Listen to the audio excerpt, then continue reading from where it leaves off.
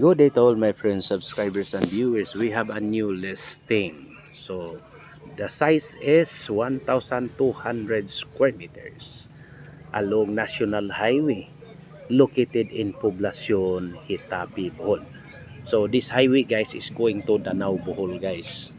And this is very close to the newly built o bag-ong nga gitrabaho nga eskwelahan, agricultural school. So, and this is the property, elevated siya sa kalsada. Mura siya ni overlook to the road.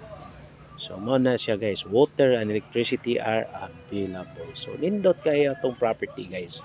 Initially, planted by cassava. Dili ng cassava nga, kung ano, this is cassava. So, nindot man sad ang yuta guys. So, ideal for residential and commercial. So, puhon-puhon guys, kanang kuan ko mag-open o kanang agricultural school, kung mag-open na siya, nindot ni gamong buhatan og boarding house. So, very nice property, no? Very nice. Okay. For inquiries, just contact me and please subscribe our YouTube channel. By the way, guys, the size is 1,200 square meters and 2,000 pesos per square meter. 2,000 ang metro kwadrado. So, mao ni siya guys, no, along National Highway.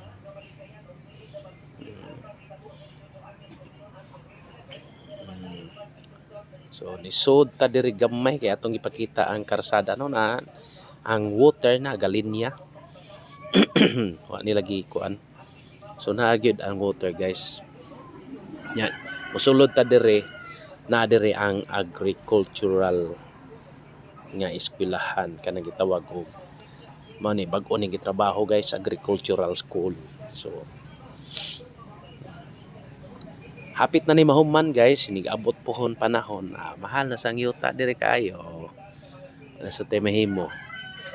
Dollars na sad. So, in the meantime, barato ra ni pagkaron. Imagine mga 2.4 million pesos na siya guys. Mao ni siya, pohon agricultural school, okay? For inquiries, just contact me. Thank you.